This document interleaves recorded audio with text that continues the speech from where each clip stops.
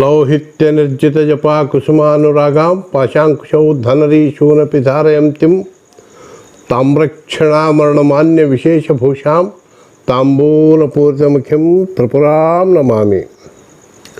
ಕಿರೀಟಂ ವೈರಿಂಚಂ ಪರಿಹರಪುರಃ ಖೈಟಬಬಿದಃ ಕಠೋರೆ ಕೋಠಿರೆ ಸ್ಖಲಿಸಿಜಹಿ ಜಂಭಾರಿಮುಕುಟಂ ಪ್ರಣಮ್ರಷ್ಟೇ ತೇಷು ಪ್ರಸವಮುಪಯಾತಶ್ಚ ಭವನಂ ಭವಶ್ಯಾಭ್ಯುತ್ಥಾನೆ ತವ ಪರಿಜನೋಕ್ತಿರ್ ವಿಜಯತೆ ವಿಜಯತೆ ವಿಜಯತೆ. ಓಂ ಸ್ವಸ್ತಿ. ಶ್ರೀ ಗುರುಭ್ಯೋ ನಮಃ. ಹರಿ ಓಂ. ಧನುಸು ರಾಶಿಯ ವೀಕ್ಷಕ ಮಿತ್ರರಿಗೆ ಸ್ವಾಗತ. ಅಕ್ಟೋಬರ್ ತಿಂಗಳ ನಿಮ್ಮ ರಾಶಿಯ ಫಲಗಳನ್ನು ತಿಳಿಸ್ತಾ, 3ನೇ ಧನಸ್ಥಾನದಲ್ಲಿರುವಂತಹ ಧನಾಧಿಪತಿ ಶನಿಗ್ರಹನು ನಿಮಗೆ ವಿಶೇಷ ಧನಲಾಭಗಳನ್ನೇ ನೀಡುತ್ತಾರೆ.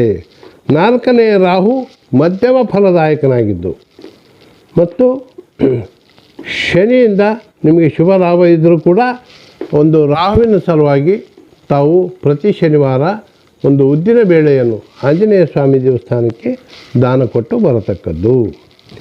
6ರಲ್ಲಿರುವ ಗುರು ಶುಭಗ್ರಹನೇ ಇದ್ದು 7ರಲ್ಲಿರುವ ಮಂಗಳನಿಂದ ಸ್ವಲ್ಪ ಚಂಚಲತೆ ಸುಸ್ತು ಕಂಡುಬರುತ್ತದೆ.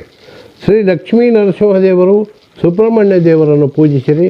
ನಿಮಗೆ ದೋಷಗಳ ನಿವಾರಣೆಯಾಗಿ ಶುಭ ಫಲಗಳು ಉಂಟಾಗುತ್ತವೆ.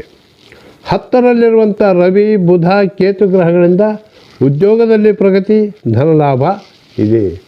11ನೇ ಮನೆಯಲ್ಲಿ ಶುಕ್ರಗ್ರಹನಿದ್ದು ಸಾಕಷ್ಟು ಧನಲಾಭ ಸಂಪತ್ತು ನೀಡುತ್ತಾರೆ. ನಿಮ್ಮ ಶುಭ ಹರಳು ಹಳದಿ ಪುಷ್ಪರಾಗ. ದಿನಾಂಕ 4, 5, 6, 9, 10, 11, 14, 15, 20ರಿಂದ 29 ಹಾಗೂ 23 ಹಾಗೂ 26ರಿಂದ 28 ಹಾಗೂ 31ರಂದು ನಿಮಗೆ ಶುಭ ದಿನಗಳು ಶುಭವಾಗಲಿ. ಸರ್ವೇ ಜನಾಃ ಸುಖಿನೋ ಭವಂತು, ಸಮಸ್ತ ಸನ್ಮಂಗಲಾನಿ ಭವಂತು.